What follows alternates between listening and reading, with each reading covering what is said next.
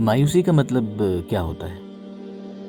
مایوسی کا جو مطلب ہوتا ہے وہ یہ ہوتا ہے کہ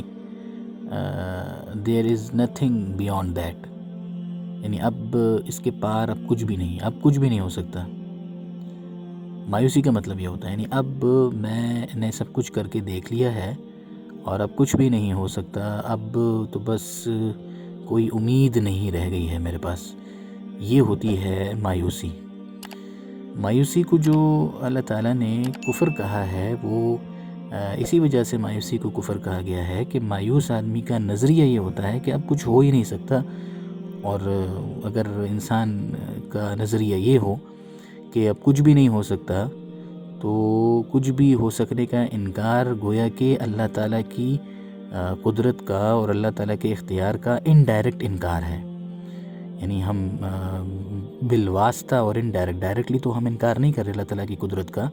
لیکن اگر ہم مایوسی میں یہ سوچ رہے ہیں کہ اب کچھ بھی نہیں ہو سکتا ہے تو ہم یہ انڈائریکٹ وے میں اللہ تعالیٰ کی قدرت کا انکار کر رہے ہیں کہ اللہ تعالیٰ بھی کچھ نہیں کر سکتے ہیں۔ اسی وجہ سے مایوسی کو کفر کہا گیا ہے۔ جو بھی مشکلات آ رہی ہیں، مصیبتیں آ رہی ہیں، مختلف قسم کی مصیبتیں ہیں، مختلف قسم کی مشکلات ہیں جو صرف مسلمانوں کے ساتھ نہیں ہیں بلکہ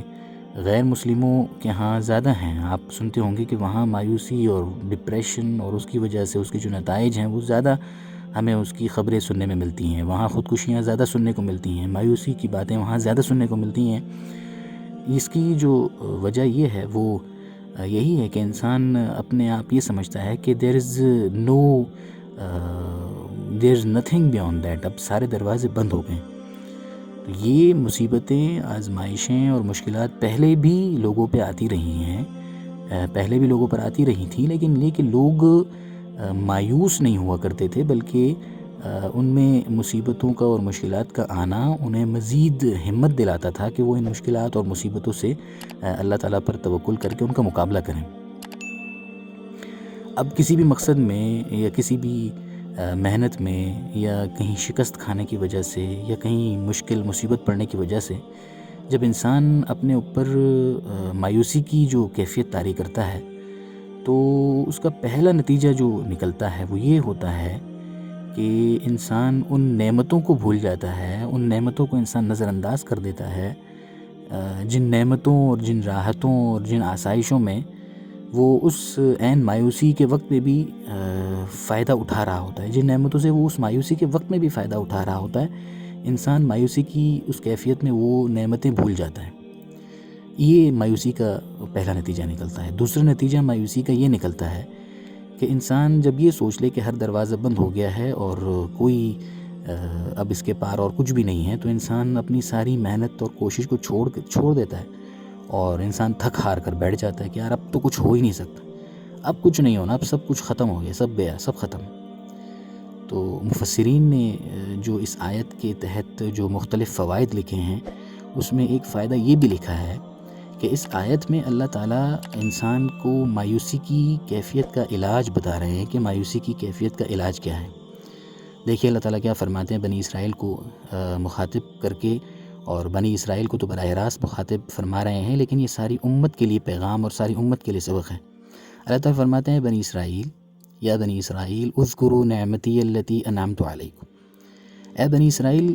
اگر تم مشکلات میں ہو، پریشانیوں میں ہو، فرعونیوں کے درد اور دکھ سہ رہے ہو تو اس عین پریشانی اور دکھ سہنے کے حالات میں بھی ذرا ان نعمتوں کو یاد رکھو، ان نعمتوں کو یاد کرو جو نعمتیں ہم نے تمہیں دی ہیں۔ جب تم ان نعمتوں کو یاد کرو گے تو پھر تمہارے اندر مایوسی کی کیفیت نہیں ہوگی، مایوسی کی کیفیت پیدا نہیں ہوگی، مایوسی کی کیفیت سے تم نکل آؤ گے۔ کوئی نعمت چھن گئی ہے تو کیا ہوا، 10 نعمتیں اور بھی تو ہیں۔ آنکھ میں کوئی تکلیف آ گئی ہے تو ابھی اور سارے سماعت اور حواس تو اللہ تعالیٰ نے محفوظ رکھے ہیں، نعمت تو ابھی بھی ہے،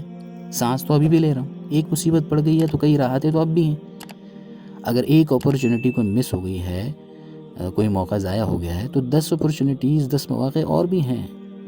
اور اگر بالفرض سب کچھ چلا گیا ہے، سب کچھ ختم ہو گیا ہے،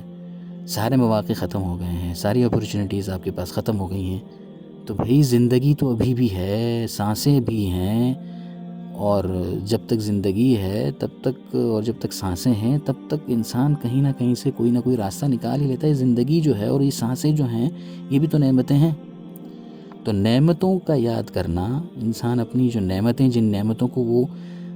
نعمتوں سے وہ فائدہ اٹھا رہا ہے، جن راحتوں اور آسائشوں سے وہ فائدہ اٹھا رہا ہے، ان نعمتوں کا یاد کرنا انسان کی مایوسی کو دور کرتا ہے۔ اور ان نعمتوں کو یاد کرنے سے جو مایوسی دور ہوتی ہے، تو یہی نعمتوں کی یاد انسان کو پھر ہمت ہارنے نہیں دیتی، انسان کا حوصلہ پست نہیں کرتی، بلکہ ان نعمتوں کو جب انسان سوچتا ہے تو انسان کی ہمت اور بڑھتی ہے، اور انسان کی لگن اور بڑھ جاتی ہے کہ میں پھر محنت کروں گا، پھر آگے پھر محنت کر کے، اور پھر اس کے مطابق انشاءاللہ نتیجہ اور اس کے مطابق مجھے ثمر بھی ملے گا۔ تو مایوسی سے دور رہنے کا اور مایوسی کی کیفیت سے نکلنے کا جو ایک علاج ہمیں اس آیت میں پتہ چل رہا ہے، وہ یہ ہے کہ انسان اگر مصیبت پڑتی ہے، کوئی پریشانی آتی ہے، تو اس عین پریشانی اور اس مصیبت کے موقع پر بھی جو دوسری نعمتیں، راحتیں، آسائشیں جن سے انسان فائدہ اٹھا رہا ہے، ان آسائشوں، ان رحم اور ان نعمتوں کو اور ان راحتوں کو ذرا یاد کرے اور سوچے، تو اس کی مایوسی کی کیفیت